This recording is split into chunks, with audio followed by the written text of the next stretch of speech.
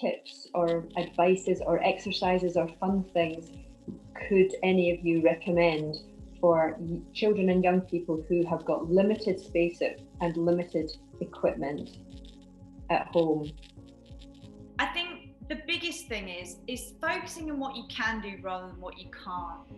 I've got a restricted situation right now, but what I can do is my very best to make the most of it. And whether that's 5, 10, 15 minutes, 3 hours, whatever, you just make the most of it and go, well, that is what we've been dealt and it will pass. Part of being, your well-being is your mind too. And me and my daughter have started doing meditation. Now that's not something, being still is never been something I want to do, but we've actually enjoyed doing that together, just being still and being mindful. She asks, she's like, Mum, can we meditate now? Yoga, can we do that? You don't need any equipment. You're just watching a person on a screen. I'm probably more in connection with myself now, mentally, than I've ever been before. Beth, I'm going to come to you on this one.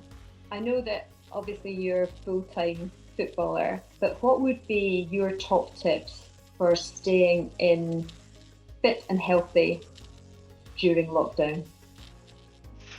I should be really good at this one. I did so I'm a UEFA ambassador for We Play Strong, so I had to do a train at home video.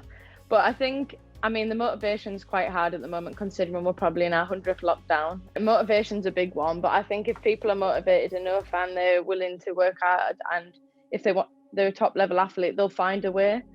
For myself, during the first lockdown, I actually just got injured and I had no access to the club. I wasn't allowed into the club to see a physio or anyone. So it gives me the time to actually work on myself a lot, and probably came back into football a lot fitter than I probably was, because it clicked something in my brain that I was like, actually, I need to be a lot fitter. I need to do this thing 1% better daily. And if we do 1% better every day at one little thing, then it mounts up into a collective thing for either your team or yourself individually.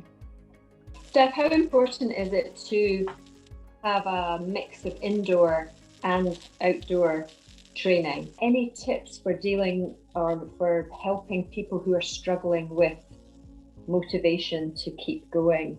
For everybody that's going through the lockdown, I think it is so important just to get yourself out the house. I think it just breaks up your routine. I think even if it's just for half an hour, 45 minutes, just to get out, get some fresh air, like you say, get a little bit of a walk, just to switch your mind and just to change the scenery, basically. And I think even though it is a little bit cold, there's no better feeling when you just go outside and get wrapped up and go for a little walk, and you come back and you feel a little bit more refreshed in yourself, and it just gives you a chance to go and think about other things and just sitting on your settee in the house.